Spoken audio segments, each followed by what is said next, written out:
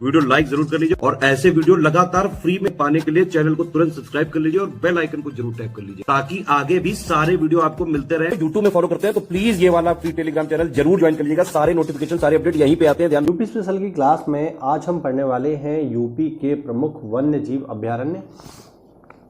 अगर आप यूपी का कोई भी एग्जाम देने जा रहे हो, चाहे पीसीएस हो, बीईओ हो, आरओआरओ हो या फिर वीडियो हो, कोई भी एग्ज़ाम आप यूपी में देंगे, चाहे वो यूपी SSC का हो या यूपी पीएससी का हो, उसमें आप देखोगे कि यूपी स्पेशल से अच्छे सवाल आते हैं और अब तो ट्रेंड भी बन रहा है यूपी स्पेशल से अधिक सवाल पूछे जाने का। ठीक है, तो आप अगर यूपी के किसी भी एग्ज़ाम की तैयारी कर रहे हैं तो हमको फॉलो करिए और इस चैनल के माध्यम से आपको पूरा का पूरा यूपी स्पेशल बहुत ही शानदार तरीके से कवर करवाया जाएगा।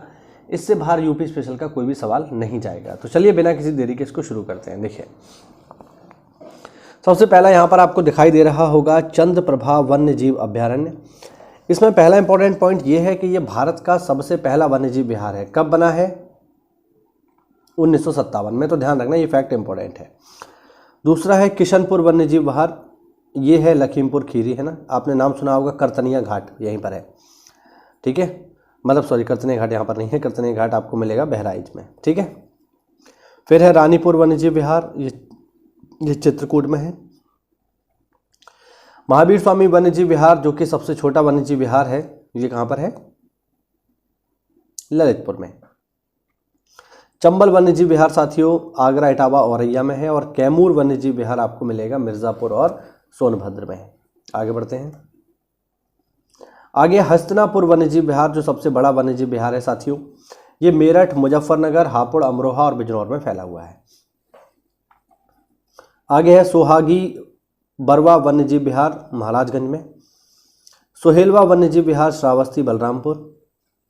और पीलीभीत वन्यजीव विहार पीलीभीत में है। तो ये थे यूपी के कुछ प्रमुख वन्यजीव विहार। अब आगे बढ़ेंगे और देखेंगे यूपी के प्रमुख पक्षी अभ्यारण्य। ठीक है, ये बर्ड सेंचुरीज हैं, काफ़ी इंपॉर्टेंट है। देखिए, पहला है चंद्रशेखर आज़ाद, जिसे हम नवाबगंज पक्षी विहार के भी नाम से जानते हैं। ये महत्वपूर्ण इसलिए है साथियों क्योंकि ये राज्य का, यूपी का पहला पक्षी विहार है जो 1984 में बना था।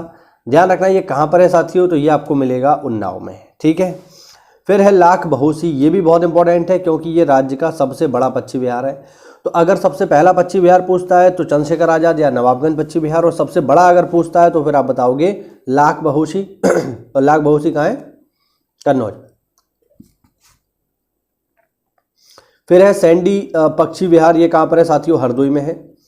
बखीरा वन्यजीव विहार ये कहाँ पर है? ये संत कबीर नगर में है। ओखला पक्षी विहार ये कहाँ पर है साथियों? ये गाजियाबाद व गौतम बुद्ध नगर में है।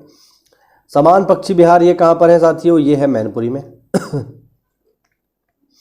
विजय सागर पक्षी विहार ये कहाँ पर है? ये है महोबा और हमीरपुर में। पटना पक्षी विहार जो कि राज्य का सबसे छोटा पक्षी विहार है, ये पड़ता है एटा में, एटा जलेसर में बेसिकली। सुरहाताल या जयप्रकाश नारायण पक्षी विहार ये कहाँ पर है साथियों? ये है बलिया में। सूर सरोवर पक्षी विहार ये कहाँ पर है? आगरा में। भीमराव अम्बेडकर पक्षी विहार बैथी, कुंडा और प्रतापगढ़ में। और है पार्वती अर्गा पक्षी विहार, ये कहाँ पर है? ये है साथियों गोंडा में। तो ये हुआ आज का हमारा छोटा सा वीडियो जिसमें हमने देखे कुछ प्रमुख पक्षी विहार। थोड़ा और आगे बढ़ करके जो कुछ प्रमुख नगर हैं इनकी भी थोड़ा बहुत बात कर लेते हैं जल्दी से। चलो भैया।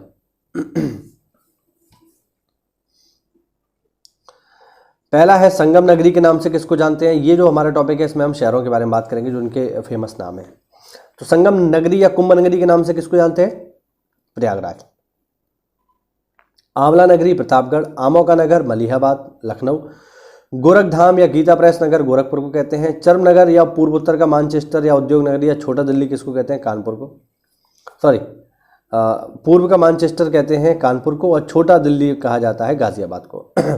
उत्तर प्रदेश का शो विंडो नोएडा। राम जन्मभूमि या अवध या साकेत धाम ये बोलते हैं अयोध्या को। भागवत कथा नगर ये है शुक्रताल। 88,000 ऋषियों की तपोभूमि है नैमिषारण्य सीतापुर।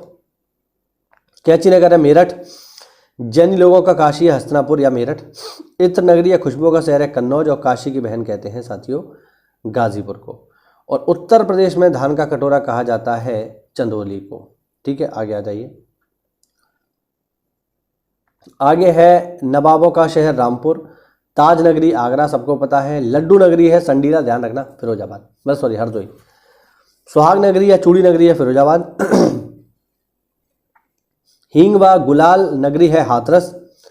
कृष्ण नगरी या पंडा नगर या बैकुंठ या 12 वन या 24 उपवन या 5 पर्वतों का क्षेत्र कहलाता है मथुरा। तारा नगरी सबको पता है अलीगढ़। सोनांचल या power capital of India Sonbhadra. Bansbareli या सुरमा नगरी बरेली में। नवाबों का शहर है लखनऊ। बुंदेली कश्मीर है चरखारी कस्बा महोबा में। आगे है मिनी खजुराहो, ये है गणेश बाग करबी में। पीतल नगरी या बर्तनों का शहर कहते हैं मुरादाबाद को।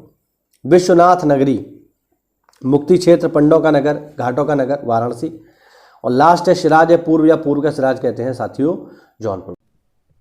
साथियों यूपीएससी की बीपीओ परीक्षा का एग्ज़ाम 27 अप्रैल को होने वाला है, तो इसके लिए स्पेशल बैच लॉन्च कर दिया है स्टडी फॉर सिविल सर्विसेज में। इसमें आपको बहुत ही कम समय में और बहुत ही कम पैसे में आपको कंप्लीट तैयारी करवा दी जाएगी पूरी की पूरी। यहाँ पर आप देख सकते हो मेंस का कंप्लीट स्टडी मटेरियल बैच आपको मिल जाएगा केवल 800 रुपये में, जिसमें आपको वीपीओ के लेटेस्ट ट्रेंड और पैटर्न के अकॉर्डिंग और ऑफिशियल सिलेबस के अकॉर्डिंग सारे की सारी चीज़ें दे दी जाएंगी। बेसिकली 3 चीज़ें आती हैं इसमें, पंचायती राज आएगा, कंप्यूटर आएगा और उत्तर प्रदेश स्पेशल आएगा। तो ये तीनों की तीनों चीज़ें जो है आपको 30 दिनों के भीतर दे दी जाएंगी और फिर जो है आपको बाकी का पूरा जो समय है वो केवल रिवीजन के लिए आपको मिलेगा। तो बहुत आसानी से आप इसमें तैयारी कर सकते हैं। आपने पहले से तैयारी कर रखी है तो आप चाहें तो केवल टेस्ट सीरीज भी ले सकते हैं मात्र 400 रुपये में। इसमें 20 फुल लेंथ टेस्ट सीरीज आपको दे दी जाएंगी, जिसमें सिलेबस के अकॉर्डिंग मोस्ट एक्सपेक्टेड क्वेश्चंस आपको लगवा दिए जाएंगे। आप चाहें तो इसके पेड क्विज भी ले सकते हैं मात्र 500 रुपये में, जिसमें आपको टेलीग्राम पर लेटेस्ट ट्रेंड और पैटर्न के अकॉर्डिंग पेड क्विज लगवा दिए जाएंगे। ठीक है, और आप पूरा का पूरा बैच लेना चाहे तो इसमें अभी आपको 200 रुपये की छूट भी मिल रही है। मात्र 1500 रुपये में आप पूरा का पूरा बैच ले सकते हैं। बैच लेने के लिए साथियों नीचे दिए गए नंबर्स पे आप कॉल कर लीजिए। धन्यवाद। उत्तर प्रदेश के प्रमुख नगरों के प्राचीन नामों के बारे में, जो प्राचीन नाम है यूपी के कुछ प्रमुख शहरों के, उनके बारे में चर्चा होगी। तो चलिए देखते हैं इसको। सबसे पहला है लक्ष्मणपुर या लखनपुर, ये नाम है पुराना लखनऊ का। काशी वाराणसी को कहा जाता है। ठीक है, कान्यकुब्ज नगर या महोदय श्रीनगर, ये कन्नौज को कहते हैं, पेपर में पूछा जा चुका है। रामग्राम या गोरक्षपुर गोरखपुर। कुशीनारा, इसे का जो नया नाम है वो है कुशीनगर। आगे देखिए, आगे है बरसाना का पुराना नाम है साथियों ब्रह्मसारणी। बिठूर का पुराना नाम है ब्रह्मावर्त। हस्तिनापुर का पुराना नाम है दान तीर्थ।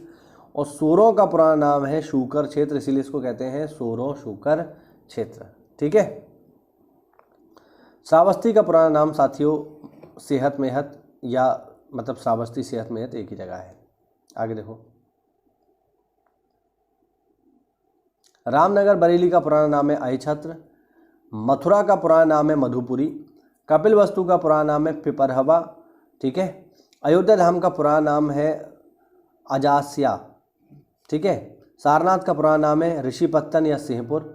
ऋषिपत्तन ही वो जगह है साथियों जहाँ पर भगवान बुद्ध ने अपना पहला उपदेश दिया था सारनाथ में। ठीक है, ध्यान रखना। फिर है कंपिल, इसका पुराना नाम है काम्पिल्य। फिरोजाबाद का पुराना नाम है चंदनगर या चंद्रवार। अलीगढ़ का पुराना नाम है कोल या हरिगढ़। कानपुर का पुराना नाम है कानपुर। और झांसी का पुराना नाम है बलवंत नगर। चलिए आगे बढ़ते हैं। आगे है उत्तर प्रदेश के कृषि जलवायु क्षेत्र। ठीक है, और उनमें किस प्रकार की मिट्टी पाई जाती है ये। ठीक, तो इसको बस पढ़ लो, ज़्यादा इसमें कुछ है नहीं, बस सिंपल चीज़ें हैं। देखिए, पहला है तराई क्षेत्र, इसकी जलवायु है उपोष्ण। मिट्टी यहाँ मिलेगी आपको दोमट, मटियार या दोमट। ठीक है, तापमान जो है अधिकतम 41 और न्यूनतम 1.5। फिर है पश्चिमी मैदानी क्षेत्र, यहाँ की जलवायु भी उपोष्ण है। मिट्टी मिलेगी दोमट, मटियार या बलुई। औसत वर्षा होती है यहाँ पे 751 mm। और तराई क्षेत्रों में वर्षा सबसे ज़्यादा होती है 1015 mm। अधिकतम तापमान यहाँ का रहता है 43 डिग्री सेल्सियस और न्यूनतम रहता है 1.5 डिग्री सेल्सियस। अगला है मध्य पश्चिमी मैदानी क्षेत्र, यहाँ की जलवायु है उपोष्ण, मिट्टी यहाँ पर दोमट, मटियार या बलुई दोमट मिलती है। बरसात यहाँ पर होती है 1022 सेंटीमीटर। ठीक है। अधिकतम तापमान 45 डिग्री सेल्सियस, न्यूनतम 4.5 डिग्री सेल्सियस। अगला है दक्षिण पश्चिमी अर्धशुष्क क्षेत्र। यहाँ की जो जलवायु है ये है अर्धशुष्क। ठीक है। मिट्टी मिलती है यहाँ पे जलोढ़, अरावली, दोमट, बलुई दोमट। वर्षा होती है 663 mm साल में। अधिकतम टेम्परेचर 44, न्यूनतम 4। मध्य मैदानी क्षेत्र, यहाँ की जलवायु है समशीतोष्ण। मिट्टी मिलेगी चिकनी दोमट, दोमट और बलुई दोमट। बारिश होती है 848 डिग्री मतलब 848 mm साल में।